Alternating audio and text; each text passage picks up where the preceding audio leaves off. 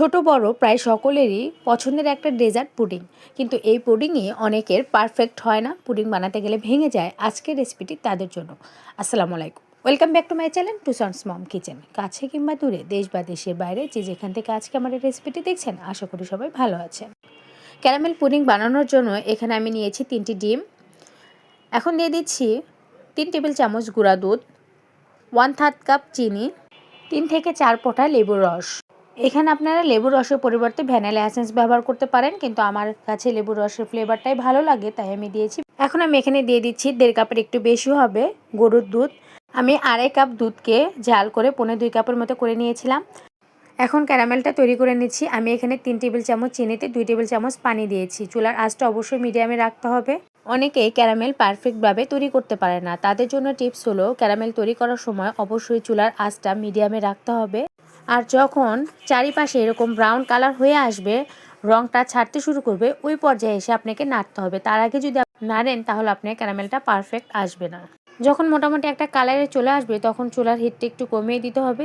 যখন আপনার পছন্দ অনুপাতে কালার চলে আসবে তখন নামিয়ে নেবেন। আমার এটা হয়ে গেছে। আমি এর চেয়ে আর গাঢ় করবো না, কারণ আমার লাইট কালারই ভালো লাগে, না হলে খেতে তিতা লাগে। আমি এটা নামিয়ে নিচ্ছি। ক্যারামেল সেট হয়ে যাওয়ার পরে কিন্তু কালারটা আরও একটু ডিপ হয়ে যাবে, তাই সেই অনুপাতে আপনারা এটা নামিয়ে নেবেন। এখন আমি যে পাত্রে পুডিং বানাবো সেই পাত্রে এটা সেট করে নিচ্ছি।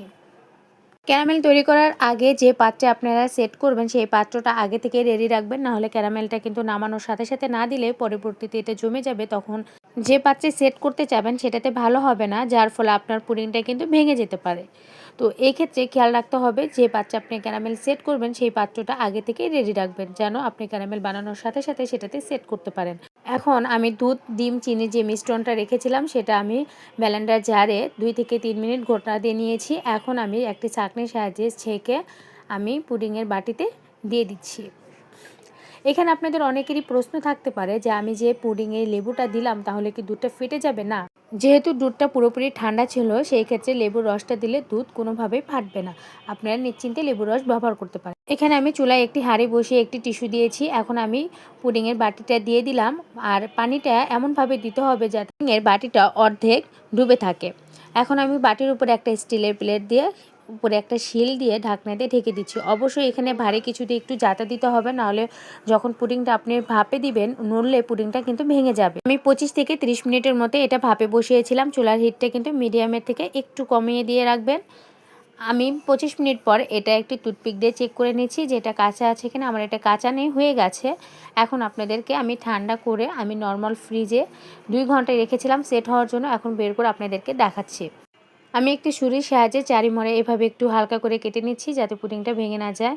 এখন আমি উপরে একটি প্লেট দিয়ে পুডিংটাকে মোল্ড আউট করে আপনাদেরকে দেখাচ্ছি।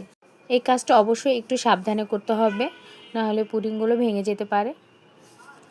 আর এখানে আরেকটা টিপস হলো, অনেকেই বলেন পুডিং ভেঙে যায়, সেই ক্ষেত্রে হলো আপনার ডিমের পরিমাণ যদি কম হয় আর দুধের পরিমাণটা যদি বেশি হয় তাহলে আপনার পুডিংটা ভেঙে যাবে। তো সেই ক্ষেত্রে আমি বলবো, যখন আপনারা 2টো ডিম বা 3টে ডিম ব্যবহার করবেন সেই ক্ষেত্রে আপনারা দুধটা 1.5 থেকে 2 কাপের মধ্যে নেওয়ার চেষ্টা করবেন। যদি কেউ 2টো ডিম ব্যবহার করেন সেই ক্ষেত্রে আপনারা দুধ নিতে পারেন 1.5 কাপ, অথবা 1.5 কাপের সামান্য একটু কম। আর যদি 3টে ডিম ব্যবহার করেন তাহলে আমার মতো 1.5 কাপের একটু বেশি, মানে 1.25 কাপের মতো দুধ ব্যবহার করলে আপনার পুডিংটা আর ভেঙে যাবে না। আলহামদুলিল্লাহ, আমার পুডিংটা খুব ভালোভাবে পারফেক্ট হয়েছে, আপনারা দেখতেই পাচ্ছেন। এটা দেখতে যেমন লোভনীয়, খেতেও কিন্তু মাশাআল্লাহ অনেক মজার ছিল। আপনারা এভাবে অবশ্যই বাসায় একবার ট্রাই করবেন, আশা করি আপনারা নিরাশ হবেন না। আমার আজকের পুডিংয়ের রেসিপিটা আপনাদের কেমন লেগেছে অবশ্যই আমাকে কমেন্টে জানাবেন। আর আমার রেসিপিটি ভালো লাগলে লাইক, কমেন্ট এবং শেয়ার করবেন।